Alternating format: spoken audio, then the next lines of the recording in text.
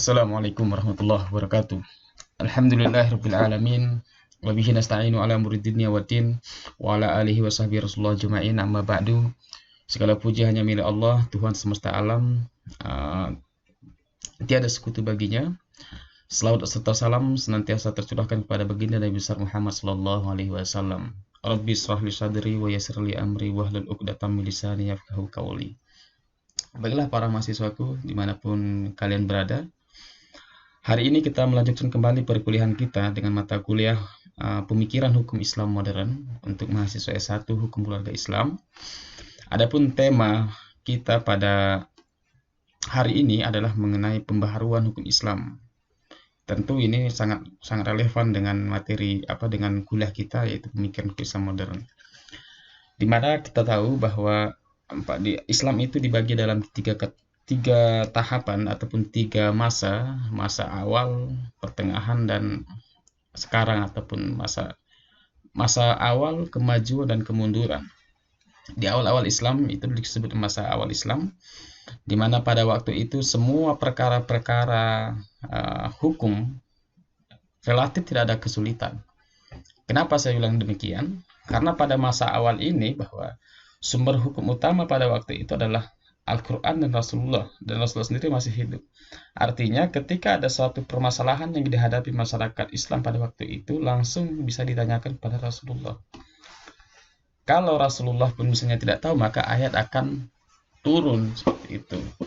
Jadi pada masa itu sumber hukum itu masih langsung tersentral pada Rasulullah. Pada masa ini bisa dikatakan tidak terjadi kesusahan dalam hal kepastian hukum pada waktu itu, karena ketika ayat tidak ada, maka Nabi akan bersabda, akan menjelaskan yang kita kenal dengan hadis atau hadis sekarang ya. Lalu di zaman pertengahan Islam atau disebut di masa kemajuan Islam, pada waktu itu kita kenal bahwa di masa ini terjadi puncak keemasan Islam, yang dimana banyaknya para mujtahid yang lahir pada waktu itu dan besar. Yang paling masyhur di tengah-tengah kita saat ini adalah adanya imam 5 mazhab yang kita kenal. Ada mazhab Maliki, Syafi'i, Hambali, Hanafi, dan Ja'fari. Lalu masuk ke masa periodisasi kegelapan Islam, yaitu zaman kemunduran kalau bisa kita katakan, adalah periode kita sekarang. Di mana setelah zaman keemasan itu, di mana para murid-murid dari para imam tersebut tidak lagi mengembangkan ijtihadnya, akan tetapi mencoba menganalisa, mencoba menyadur kembali pemikiran-pemikiran imamnya, bahkan menguatkan. Bahkan terjadi gap-gap antara Imam Syafi'i ataupun para Syafi'iyah, Malikiyah, Hanafiyah, Hanabilah, Ja'fariyah. Artinya mereka saling menguatkan pendapat imamnya saja. Artinya mereka tidak mengeluarkan karya baru seperti imam-imam terdahulu. Di sini kita kenal zaman kemunduran bagi Islam. Baik, itu sebagai prolog saja untuk mata kuliah kita pada hari ini. Kita masuk ke materi kita mengenai pembaruan hukum Islam. Yang pertama, apa sih yang dimaksud dengan tajdid itu kan gitu. Jadi tajdid adalah upaya mengembalikan kepada upaya semula sehingga ia tampil seakan baru. Jadi tajdid itu kan pembaharuan hukum Islam. Artinya secara bahasa dia mengembalikan kepada semula. Artinya kalau tadi misalnya ada penyimpangan, ada penyelewengan, maka harus dikembalikan lagi kepada semula, atau sering kita sebut dengan pemurnian. Pembaruan hukum Islam dapat diartikan sebagai upaya dan perbuatan melalui proses tertentu dengan kesungguhan yang dilakukan oleh mereka yang mempunyai kompetensi dan otoritas dalam pengembangan hukum Islam dengan cara-cara yang telah ditentukan berdasarkan kaidah-kaidah istinbat hukum yang dibenarkan sehingga menjadikan hukum Islam lebih segar dan modern. Artinya di sini bahwa pembaharuan hukum Islam ini atau tajdid atau yang kita kenal dengan ijtihad, artinya orang yang berijtihad yang kita sebut dengan mujtahid, tentu dilakukan oleh orang-orang tertentu. Artinya tidak semua orang bisa menjadi mujtahid. Kenapa? Karena ada syarat-syarat yang harus terpenuhi. Artinya kalau nanti semua orang beristihad, lalu malah timbul kekacauan baru lagi nanti kan gitu. Makanya dibatasi, artinya ada golongan tertentu yang harus bisa mujtahid. Dalam konteks misalnya kita mungkin ya bagaimana para ulama-ulama yang ada di negeri ini, entah baik dari MUI, di NU, Muhammadiyah, Persis dan lain sebagainya. Selanjutnya, pembaruan hukum Islam itu bisa diartikan juga reformasi, memiliki dua makna. Pertama, pembaharuan berarti mengembalikan segala sesuatu pada aslinya. Itu secara bahasa. Pembaharuan, kita bicara secara bahasa, pembaharuan berarti mengembalikan sesuatu pada aslinya. Kalau kita maknai lebih luas lagi, bahwa pembaharuan ada kalanya misalnya, kita bicara fikih misalnya. Fikih yang kita pahami selama ini merupakan produk-produk dari Arab sentris, artinya ulama-ulama yang berada di jazirah Arab. Yang dimana fikih kebenarannya adalah relatif, bukan mutlak. Artinya fikih ini kan bisa saja benar, tidak menutup kemungkinan juga salah, seperti itu kan gitu. Nah, dalam konteks di Indonesia, terkadang hal itu terlalu kaku. Terlalu kaku, misalnya kalau kita harus membawa produk-produk fikih dari Arab lalu kita terapkan di Indonesia kan terlalu kaku sehingga terjadi kemandekan. Kenapa? Karena kadang-kadang tidak ada sinkronisasi antara fikih yang bersifat Arab sentris dengan budaya yang ada di Indonesia. Maka menarik kemudian kalau kita mencermati misalnya bagaimana pemikiran Gus Dur tentang pribumisasi Islam misalnya, ataupun bagaimana gagasan dari seorang Quraisy Shihab tentang membuat tafsir asal misbah dengan latar belakang masyarakat Indonesia. Ini juga masuk dalam konteks pembaharuan hukum Islam. Yang kedua adalah pembaharuan berarti modernisasi, apabila tajdid tersebut sasarannya hal-hal yang mempunyai sandaran, dasar, landasan, dan sumber yang berubah-ubah seperti metode, sistem, dan teknik, dan lain-lain. Nah, ini yang sama ya, maksudnya intinya pembaharuan tidak serta-merta mengembalikan kepada sumbernya. Kadang-kadang kalau kita bicara kayak gitu, artinya kita harus mengembalikan pada sumbernya terlalu kaku. Artinya nanti ya timbullah gerakan-gerakan yang sifatnya gerakan kaku beragama, nanti sedikit-sedikit menyalahkan, sedikit-sedikit mengkafirkan dan lain sebagainya. Sehingga malah yang timbul bukannya ketentraman, kemaslahatan, malah kekacauan di tengah-tengah masyarakat seperti itu.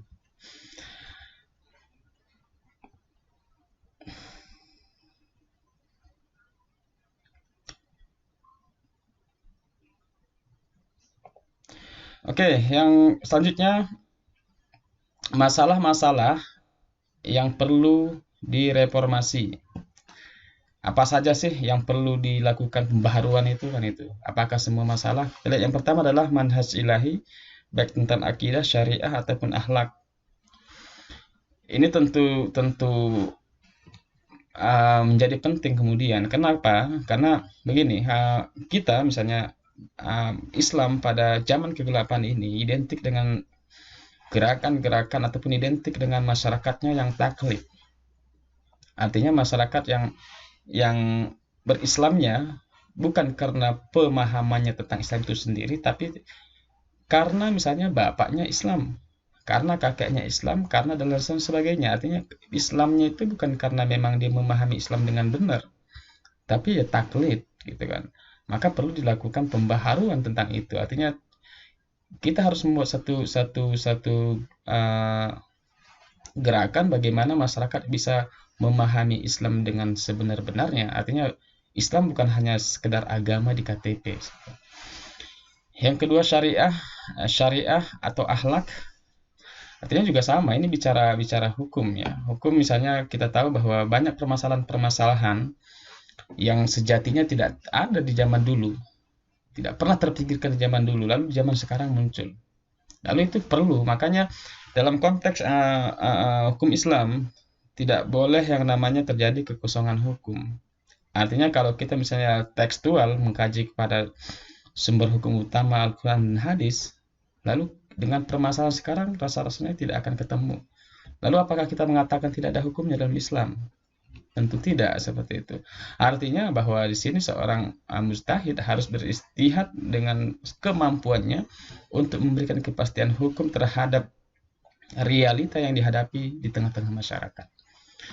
Yang kedua adalah fikrah, pemikiran, sehingga Islamnya yang telah usang menjadi baru kembali sesuai dengan perkembangan zaman. Ini misalnya tadi yang Bapak bilang tadi, masalah pikiran ya, masalah fikrah tadi. Bagaimana misalnya kita menanggapi masalah perkembangan zaman sekarang? Kemajuan teknologi, kita tahu pada zaman sekarang loncatan teknologi begitu cepat. Pergeseran misalnya sistem ekonomi yang tadinya misalnya offline sekarang online. Begitu juga dengan kita misalnya belajar sekarang dari yang bisanya offline sekarang online. Artinya kalau misalnya kita melihat dari segi hukumnya itu bagaimana kan gitu. Bagaimana misalnya hukumnya seseorang yang melakukan transaksi online. Kalau misalnya kita kaji, kan apakah ada yang menerangkan tentang itu? Sudah dipastikan misalnya mungkin tidak ada yang spesifik satu ayat yang menjelaskan ataupun menerangkan tentang jual beli online dan lain sebagainya. Pembaharuan hukum Islam harus menjauhi hal-hal yang qat'i dan memprioritaskan kepada yang zonni. Artinya bahwa ayat-ayat Al-Quran itu dibagi kepada dua kategori. Yang pertama ayat qat'i, yang kedua ayat yang zonni. Artinya yang qat'i ini udah pasti. Jadi jangan lagi dirubah-rubah seperti itu. Yang menjadi ranah pembaharuan adalah nas yang bersifat zonni ataupun yang masih bersifat umum, artinya masih dimungkinkan untuk interpretasi baru, penafsiran baru, sehingga bisa memunculkan satu pemikiran yang baru. Jangan sampai nanti ayat-ayat tentang sholat yang sudah wajib diperbaharui misalnya, ataupun puasa Ramadan sudah jelas ya ayyuhalladzina amanu kutiba alaikumusiyam dipembaharui lagi jadi puasanya setengah bulan misalnya, itu tidak boleh. Makanya memprioritaskan kepada yang zonni. Lalu apa sih pentingnya pembaharuan hukum Islam? Yang pertama, pembaharuan hukum Islam untuk mengisi kekosongan hukum karena norma-norma di dalam fikih klasik tidak begitu jelas mengaturnya, sedangkan kebutuhan masyarakat terhadap hukum sangat mendesak untuk diterapkan. Ya seperti tadi Bapak contohkan bahwa ijtihad ini sangat dipentingkan. Jangan sampai nanti kita beranggapan bahwa, karena ini pernah terjadi di abad pertengahan, di pertengahan Islam, bahwa mengatakan bahwa pintu ijtihad telah ditutup. Artinya kalau pintu ijtihad telah tertutup, seolah-olah ya hukum itu sudah selesai. Seolah-olah permasalahan di masa itu sudah selesai, stuck. Tapi kan nyatanya enggak. Makanya dalam konteks misalnya untuk mengisi kekosongan hukum dengan kondisi sekarang, maka dituntutlah seorang mujtahid beristihad. Artinya tadi seperti bagaimana konsep misalnya hukum, misalnya transaksi jual beli online, transaksi misalnya bagaimana transaksi saham, reksadana dan lain sebagainya. Dan ini memerlukan kepastian hukum. Jadi nggak ada alasan nanti misalnya Islam tidak mengatur itu dan sebagainya. Yang kedua, pentingnya dilakukan pembaharuan ke Islam adalah pengaruh globalisasi ekonomi dan iptek yang terus mengalami kemajuan sehingga perlu adanya hukum yang mengaturnya. Nah, ini jelas bahwa loncatan teknologi sekarang di revolusi industri 4.0 semua serba daring, kan gitu. Semua serba daring. Bagaimana nanti hukumnya misalnya orang melakukan akad via internet, via video call. Orang melakukan akad jual beli, akad nikah melalui video call misalnya. Dengan sistem online sekarang ya mau nggak mau harus dicarikan solusinya seperti itu. Adapun tujuan tujuan dari pembaharuan hukum Islam itu adalah pengaruh reformasi. Ini masih pentingnya pembaharuan hukum Islam ya. Yang pertama, kedua, dan ketiga, pengaruh reformasi ya, dalam berbagai bidang yang memberikan peluang kepada hukum Islam untuk dijadikan sebagai referensi dalam pembuatan hukum nasional. Jelas bahwa tujuannya, kita tahu bahwa sejak reformasi membuka kesempatan baru bagi kalangan Islam untuk mencoba terjun ataupun memformalisasikan hukum Islam dalam bentuk undang-undang. Walaupun sebelumnya kita tahu bahwa Undang-Undang Perkawinan tahun 74 sudah diformalkan. Lalu ada institusi presiden tentang kompilasi hukum Islam. Tapi sejak reformasi, banyak misalnya dari peraturan perundang-undangan kita yang memuat nilai-nilai Islam itu sendiri. Selanjutnya adalah pembaruan dapat terjadi dalam 3 bentuk. Pertama, apabila hasil istihad lama itu adalah suatu dari kebolehan yang dikandung oleh teks Al-Quran dan hadis. Dengan demikian, pembaruan dilakukan dengan mengangkat kebolehan yang lain. Contoh, jumhur ulama telah menetapkan 7 macam kekayaan yang wajib dijakati: emas, perak, tanam-tanaman, buah-buahan, barang dagang, ternak, tambak, dan peninggalan orang terdahulu yang ditemukan. Lalu menetapkan penghasilan dari jasa juga dikenakan zakat. Hal tersebut masih dalam lingkup kebolehan dalam Al-Quran. Artinya, ijtihad ini ya, pertama ini kan yang pembaharuan dapat terjadi dalam 3 bentuk. Pertama, ijtihad lama itu adalah suatu dari kebolehan. Artinya dulu telah ditetapkan bahwa 7 macam kekayaan yang bisa dijakati gitu.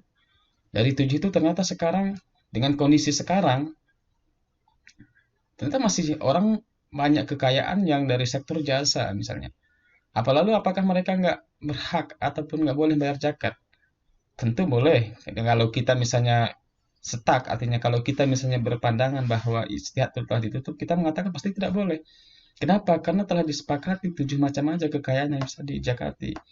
Emas, tanam-tanaman, buah-buahan, barang dagang, ternak, tambang, peninggalan orang terdahulu.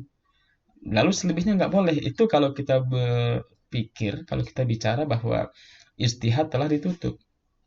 Tapi dan kemudian ketika ijtihad telah dibuka, ijtihad itu sebenarnya tidak ditutup itu. Artinya ijtihad itu kapan pun bisa. Jadi dengan demikian misalnya ya makanya dengan demikian ketika misalnya dengan konteks kekinian di mana orang bisa kaya, orang bisa menghasilkan dari sektor jasa misalnya, apakah dia melalui jasa tur, jasa pariwisata misalnya, ataupun jasa guide dan lain sebagainya. Ketika dia memiliki harta yang cukup dan nisabnya sudah sampai, maka juga bisa untuk dikenakan zakat seperti itu. Yang kedua, bila hasil ijtihad didasarkan pada uruf, lalu uruf tersebut telah berubah, maka ijtihad lama tersebut dapat dirubah. Contoh tentang kebolehan kepala negara seorang wanita. Dulu dalam kebiasaan masyarakat Arab, perempuan dilarang menjadi kepala negara. Artinya ya, ini jelas ya. Masih banyak contoh-contoh lain. Artinya uruf itu kan tergantung kebiasaan yang hidup dan berkembang di tengah-tengah masyarakat. Mungkin dulu misalnya di Arab itu dilarang. Misalnya dulu kan perempuan itu sangat sensitif. Bahkan belum lama ini kan mungkin di negara-negara Arab seperti wanita dilarang menyetir mobil, wanita dilarang dilarang pergi misalnya menonton bola di stadion dan lain sebagainya. Mungkin dengan kondisi sekarang itu telah berubah karena di Arab sendiri pada akhirnya sekarang perempuan itu sudah boleh untuk menyetir mobil sendiri dan sudah boleh untuk menonton olahraga di arena pertandingan seperti itu. Itu yang kedua. Yang ketiga, apabila hasil ijtihad ditetapkan dengan kias, maka pembaharuan yang dilakukan dengan meninjau kembali hasil ijtihad yang ditetapkan dengan kias dengan menggunakan ihtisan. Contohnya larangan masuk masjid bagi wanita yang haid dikiaskan kepada junub karena sama-sama dosa besar. Ada ulama yang berbeda pendapat dengan kias tersebut karena haid tidak sama dengan junub walaupun sama-sama dosa besar. Artinya ini dalam konteks masyarakat kita sangat banyak permasalahan-permasalahan seperti ini. Lalu bagaimana konteks pembaharuan hukum Islam di Indonesia? Paling tidak kita mengelompokkan kepada beberapa poin lah ya. Yang pertama kita bicara fikih yang tadi bahwa salah satu penyebab kemandekan fikih di Indonesia artinya adanya perbedaan kultur antara kultur yang dibawa fikih dengan budaya kita di Indonesia. Kita tahu bahwa selama ini fikih yang kita adopsi, fikih yang kita pelajari di Indonesia pasti berbau Arab sentris. Artinya fikih itu adalah produk-produk dari ulama-ulama Timur Tengah yang coba diaplikasikan di Indonesia. Kadang-kadang terjadi miss, artinya dengan sistem adat kita, dengan kebiasaan kita orang Indonesia, dipaksakan dengan tentu fikih kalau misalnya dikarang oleh orang Arab, tentu dia menyesuaikan dengan kondisi masyarakat Arab kan gitu. Lalu dipaksakan ke sini. Maka sudah sewaktunya, kata Hasbi Asyidiki, bahwa ya kita juga harusnya membuat fikih yang bernuansa Indonesia seperti itu. Sehingga nanti fikih yang bernuansa Indonesia tersebut bisa bisa mengakomodasi kehidupan bermasyarakat kita. Jadi bukan nanti memaksakan kehendak orang fikih Arab dibawa ke sini seperti itu. Yang kedua, dalam konteks pembaharuan Indonesia adalah melalui fatwa. Fatwa, kita tahu fatwa adalah sesuatu yang dikeluarkan oleh mufti apabila ada orang yang memintanya.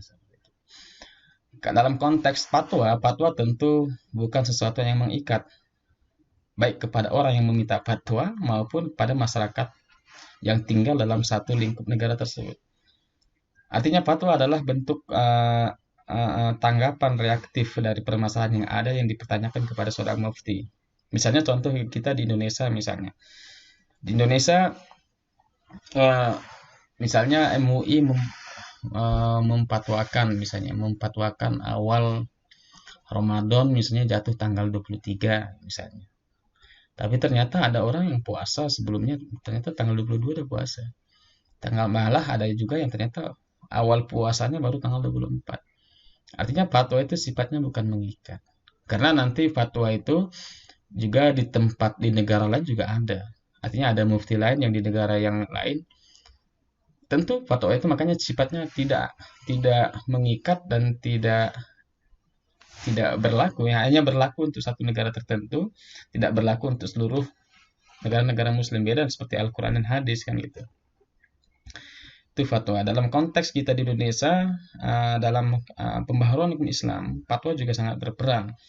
Di samping ada MUI, tentu kita tahu bahwa ada lagi misalnya di ormas-ormas Islam seperti NU dan Muhammadiyah versus misalnya kalau di NU ada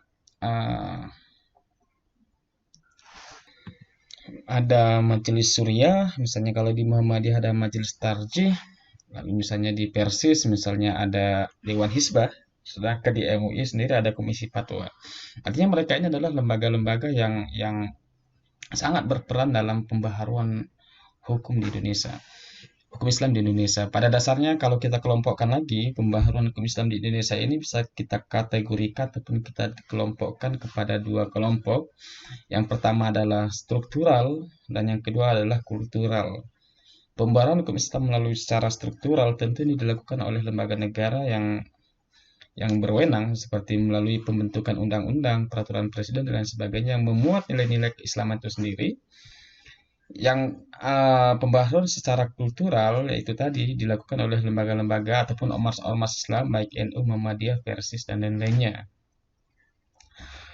Selanjutnya adalah dalam konteks pembaharuan hukum Islam Indonesia bisa kita lihat dari jurisprudensi ataupun putusan dari pengadilan. Jurisprudensi berbeda dengan tadi bahwa fatwa yang sifatnya tidak mengikat, sedangkan jurisprudensi ataupun putusan pengadilan sifatnya mengikat. Kenapa? Karena dia dikeluarkan oleh lembaga negara. Dengan adanya jurisprudensi ini sebenarnya ini lebih real ya. Kenapa? Karena ini lebih real yang dihadapi oleh masyarakat. Ketika jurisprudensi ini diputuskan, misalkan diputuskan oleh pengadilan tinggi atau Mahkamah Agung, maka sifatnya lebih kuat, lebih mengikat. Kenapa? Karena putusan ini berdasarkan dari persoalan yang ada di tengah-tengah masyarakat. Poin selanjutnya, keempat, dalam konteks pembaharuan hukum Islam di Indonesia, kita bisa lihat dari sektor perundang-undangan. Tentunya di kita negara dengan populasi muslim terbesar di dunia ataupun populasi muslim terbesar di negeri ini, maka aneh kemudian jika kita tidak bisa menyisipkan nilai-nilai Islam itu dalam peraturan perundang-undangan kita. Maka belakangan ini pasca reformasi banyak produk-produk hukum kita yang mengandung nilai-nilai keislaman itu sendiri, seperti tentang undang-undang perbankan syariah, undang-undang zakat, undang-undang haji, itu melengkapi undang-undang sebelumnya seperti undang-undang perkawinan, undang-undang peradilan agama, ataupun instruksi presiden tentang hukum kombinasi hukum Islam. Bapak kira cukup sampai di sini perkuliahan kita pada hari ini. Hal-hal yang sekiranya perlu ditanyakan bisa ditanyakan di komentar di bawah, ataupun bisa nanti bertanya melalui WhatsApp grup di kelas kita. Apa kira cukup pesan Bapak jaga kesehatan. Kita sama-sama berharap semoga situasi kondisi seperti ini segera berlalu, sehingga kita bisa beraktivitas kembali di luar rumah seperti dulu-dulu, artinya seperti sebelum COVID ini. Baik, terima kasih. Billahi taufiq wal hidayah. Wassalamualaikum warahmatullahi wabarakatuh.